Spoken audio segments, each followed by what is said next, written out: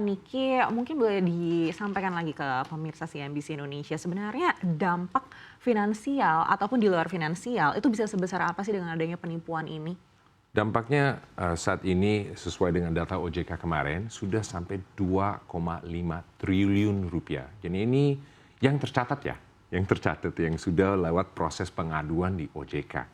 Dan itu adalah sesuatu yang kita lihat berkembang dan secara pesat ya. Dan itu adalah hal yang kita, karena yang banyak yang tidak tercatat juga terjadi. Karena kita juga kadang kalau kena fraud, dari sisi konsumen merasa agak malu untuk melapor juga karena wah saya yang salah, saya yang bagi informasinya. Ini ada itu pun hanya yang tercatat, hanya yang masuk proses pengaduan resmi ke OJK.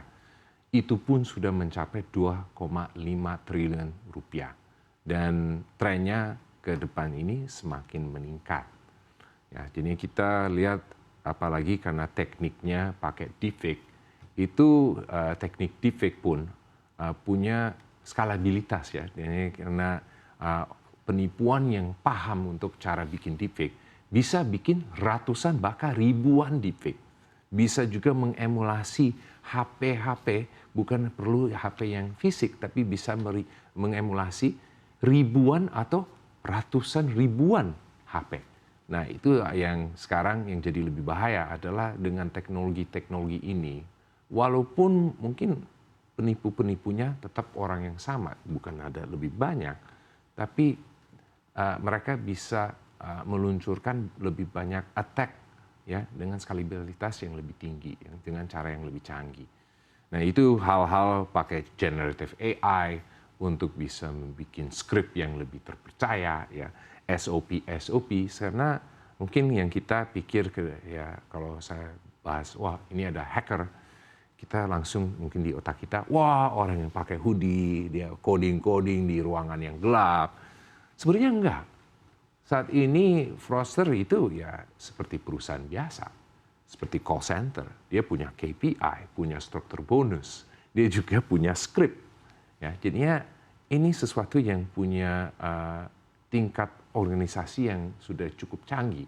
Dan ada fraud farm seperti ini yang bisa meluncurkan ribuan attack dalam sehari. Ya, itu adalah hal-hal yang lebih bahaya ya sekarang karena kita teknik-teknik teknologi yang mereka juga memakai, ya itu pakai misalnya untuk face morphing, face swapping, itu sudah cukup umum dan kualitasnya sudah kualitas sangat tinggi. Dengan satu foto, dan ini hal-hal yang kami lakukan di VIDA adalah mengemulasi cara dan teknik attack ini supaya kita juga bisa pelajari tools-tools yang penipuan pakai tools seperti ini seperti apa dan kita bisa coba cari lemahnya di mana ya. Itu dengan tools seperti itu dengan satu foto kita bisa bikin video lengkap dan saya bisa cari foto itu dari sosmed manapun, sumber sosmed. Ini sangat gampang dan yang lebih ya mungkin yang bikin lebih serem lagi karena di dark web ada banyak data-data masyarakat yang telah bocor. Ya itu adalah kalau ini dikombinasikan jadi sangat bahaya. Ini kita tapi the good news memang ada teknologi juga untuk melawan ya, tapi teknologi untuk melawan namanya deepfake attack atau injection attack. Nah, itu adalah beberapa R&D dan produk dari VIDA, kita membangun deepfake shield untuk bisa ngedeteksi hal-hal seperti manipulasi image-nya untuk deepfake atau kita juga bisa tahu apakah ini HP asli atau HP yang emulator. Itu hal-hal yang kita juga ada teknik untuk bisa melawan ya, semacam counter intelligence juga ya. Jadi kita bisa melawan dengan teknik-teknik keamanan siber, dengan teknik-teknik AI. Nah, itu sebenarnya saat ini bukan nice to have lagi, tapi sudah sesuatu yang harus diterapkan. Baik, kalau secara regulasi harus kita apresiasi memang sudah ada regulasinya, standarnya pun sudah ada. Tapi menurut Bapak apakah sudah cukup? Apalagi tadi Bapak sampaikan kalau di negara-negara tetangga ini sudah ada metode lanjutan begitu yang disarankan juga. Apakah itu juga sebenarnya harus diterapkan secara seragam di sini? Mungkin dibuat regulasi turunannya juga?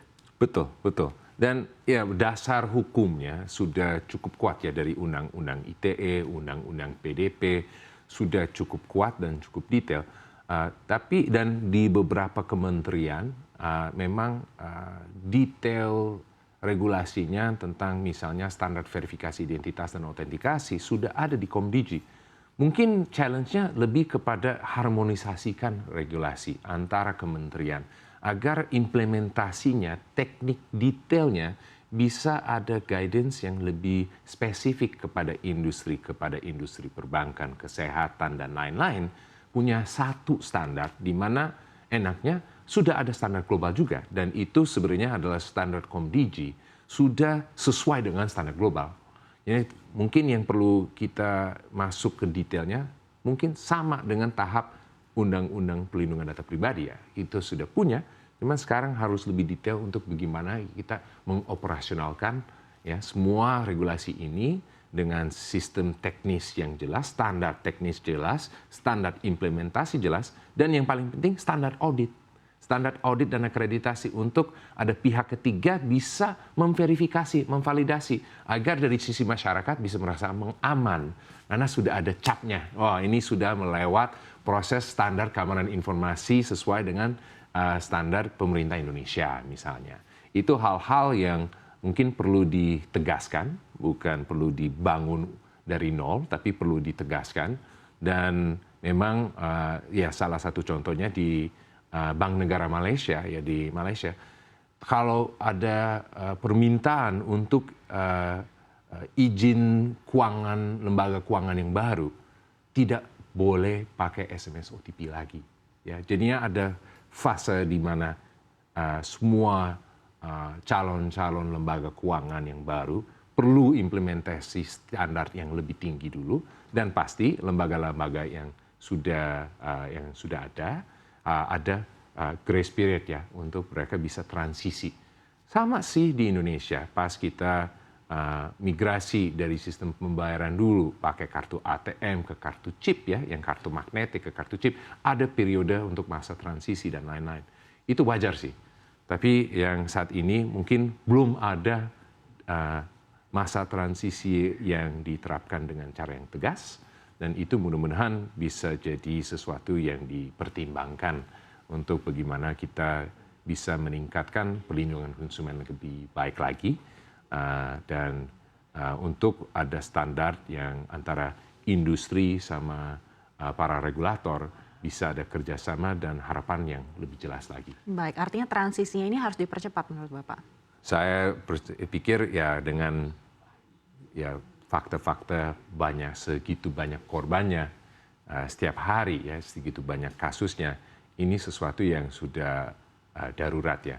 Kita perlu benahin segera mungkin. Baik, kedepannya apakah teknologi ini akan lebih passwordless dan juga menggunakan biometrik, dan seperti apa yang mungkin antisipasi yang harus kita lakukan untuk bisa lebih aman lagi dalam kemajuan tersebut?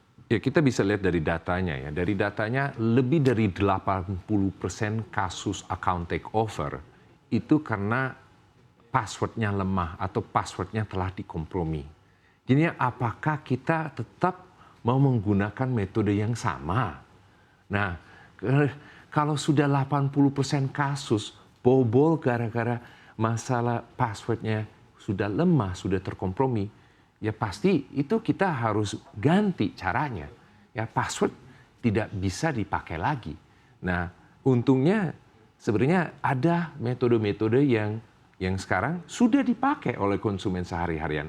Salah satunya biometrik ya, apakah itu pakai face recognition atau pakai biometrik sidik jari yang di device kita, itu salah satu contoh. Yang kedua, ya kalau kita pakai misalnya standar yang Apple Pay atau Google Pay, ya kita bisa lihat dari arsitektur yang saat ini, kita mau login pun ke Gmail di device atau di laptop yang teman kita misalnya, atau dengan rekan kita, saya dapat push authentication. Nah itu semua pakai kriptografi namanya PKI, Public Key Infrastructure.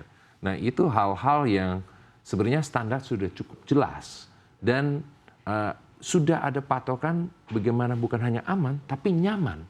Dan buktinya setiap konsumen di Indonesia sudah biasa. Karena kalau pas login ke Gmail dari device baru kita dapat push-nya. Oh ini device Anda bukan. Nah itu hal-hal yang cukup sederhana yang kita lihat sudah passwordless, sudah menggunakan biometrik, sudah menggunakan teknologi public key infrastructure atau kriptografi yang paling canggih dan punya the gold standard of security. Nah itu hal-hal yang kami merasa bukan semacam bukan sesuatu yang teoretikal lagi, tapi secara praktis bisa diimplementasi sekarang dan ada banyak solusi di luar. Baik, lalu seperti apa Vida bisa berkontribusi juga untuk bisa menyelesaikan masalah ini, mungkin untuk di skala retail terlebih dahulu?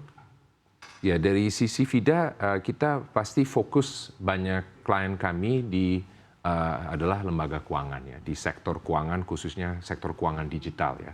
Jadi dari pembukaan rekening di bank digital atau pinjaman online atau buy now pay later atau misalnya untuk kripto pun ya, bukan hanya untuk login tapi untuk bertransaksi. Kita sudah implementasi banyak hal seperti ini dan banyak klien sudah mengadopsi karena merasa ini adalah peran penting untuk mereka juga bisa membangun kepercayaan yang lebih tinggi karena ujung-ujungnya the core differentiator kalau di dunia keuangan adalah trust. Ya, trust adalah salah satu bisa katakan big differentiator untuk kenapa salah satu konsumen mau milih satu lembaga keuangan dibanding yang lain. Jadi trust ini kita harus menjaga dengan standar teknologi, standar keamanan siber yang lebih tinggi. Jadi sudah ada banyak klien yang mengadopsi, tapi yang kami merasa ini masih belum terlalu rata ya, dan karena ini adalah masalah perlindungan konsumen dan sudah mencapai skala nasional ya, sudah masalah sistemis. Ini perlu kita terapkan satu standar untuk bisa menjaga reputasi seluruh industri dan menjaga konsumen. Nah, kami merasa di Vida untuk akses keuangan digital, akses kesehatan digital, ini adalah hak kita semua sebagai warga ya di Indonesia dan warga global sebenarnya. Ya, kita sudah dalam era tidak mungkin semua harus bisa jalan analog lagi ya. Ini kalau nggak kita ketinggalan ya, kita ketinggalan ekonomi dan lain-lain. Nah, ini adalah beberapa hal yang sebenarnya bisa jadi enablers, tapi kita juga harus kadang masalah edukasi konsumen itu bisa berat kalau hanya satu yang maju, ya kalau hanya satu pemain yang maju. Tapi kalau seluruh industri gerak bersama, apalagi gerak bersama dengan pemerintah, itu sesuatu yang sangat powerful. Bayangkan saja, saya ada satu contoh yang sangat jelas. 10 tahun yang lalu kita belum ada mobile money. Sudah ada tapi belum sesuatu yang hari-harian dan belum skala masif. Sekarang kita kemana-mana bisa bayar pakai kris kan. Itu sudah sesuatu yang bisa jadi satu case tadi yang luar biasa. Antara para regulator, pemerintah, industri, fintech, dan lain-lain, maju bersama untuk mengedukasi. Karena perubahan behavior konsumen bukan sesuatu yang gampang. Mengedukasi bukan sesuatu yang gampang. Dan pasti ada peran penting untuk media juga, untuk bisa menyebar message ini, menyebar edukasi ke masyarakat. Itu hal-hal yang kita perlu koordinasi bersama-sama. Ya, tapi saya juga cukup yakin, apalagi di Indonesia transformasi digital semakin kuat. Saya cukup optimis sih ini bisa dilakukan dalam jangka waktu yang pendek. Baik, kuncinya adalah maju bersama untuk menjaga keamanan digital masyarakat Indonesia. Sekali lagi terima kasih sudah bersama kami, Bapak Niki Luhur, Founder and Group CEO Vida. Sampai bertemu lagi di lain kesempatan. Terima kasih.